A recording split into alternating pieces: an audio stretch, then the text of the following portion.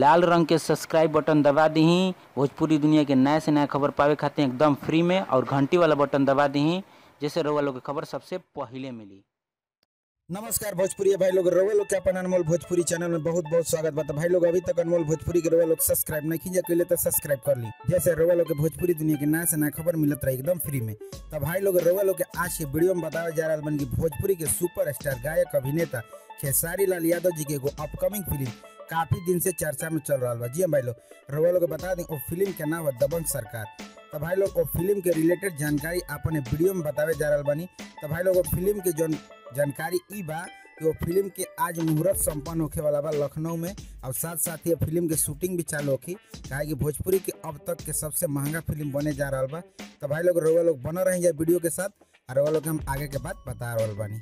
CU film और creator live के banner तले बने जा रहा भोजपुरी फिल्म, जो फिल्म के नाम हो दबंग सरकार। जी भाई लोग आज ओकर मुहूर्त होखे वाला बा मोती महल लॉन और हजरतगंज लखनऊ में एकर मुहूर्त हुई भाई लोग। और मुहूर्त के साथ साथ फिल्म के शूटिंग भी शुरू होखे वाला बा। एकर जानकारी फिल्म के जो निर्देशक बा योगेश राज मिश्रा जी देले बड़े, और बता रहा बड़े कि फिल्म में जो मुख्य भूमिका में बड़े सुपर स्टार खेसारी लाल यादव। तो भाई लोग रउआ लोग बता दी जो फिल्म बने जा रहा बा एगो अलगे जोनर के फिल्म बने जा रहा बा, जौन की संवाद, डायलॉग, कॉस्ट्यूम, गीत संगीत, आर्ट फाइटर आदि काफी बारीकी से काम कल जा रहा बा। मतलब ये जितना भी में बारीकी से काम कल जा रहा बा फिल्म के बारे में। तो भाई लोग रउआ लोग बता दी फिल्म के मुहूर्त आज लखनऊ में होखे वाला बा मोती महल लॉन में। और ज्यादा ना बताते वो कह रहा बा कि फिल्म के कास्टिंग के पूरी तैयारी हो गई बा, जिसमें खेसारी लाल यादव जी के अपोजिट हमें फिल्म दबंग सरकार में 2 नया हीरोइन के लॉन्च करे जा रहा बानी। तो भाई लोग रउआ लोग बता दी फिल्म के जे मेन कास्ट में बा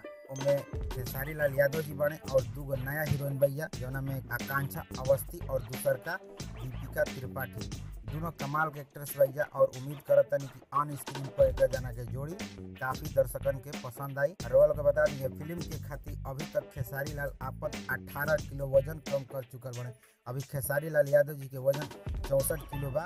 रउआ लोग बता दी फिल्म में खेसारी लाल यादव एगो पुलिस ऑफिसर के भूमिका में नजर रहे। वह फिल्म के विलन के किरदार में जौन रहन संजय पांडे, समर चतुर्वेदी और विनीत विशाल हुई है। निर्देशक योगेश राज मिश्रा जी कह रहा बने की बहुत बढ़िया फिल्म बने जा रहा बा, जौन की 10 और 15 सालों से हम ये फिल्म के काम कर रहा बनी, लेकिन पहली बार हम भोजपुरी इंडस्ट्री में कदम रखे जा रहा बनी। यही जरिए हम वो चीज के पर्दा के माध्यम से लोगों के बीच में लावल चाहते हैं, जौन की हमारे रउआ लोग के बता दी कि दबंग सरकार एगो ऐसा फिल्म बा जिसमें लोग के सामने लेकर आ रहा बनी।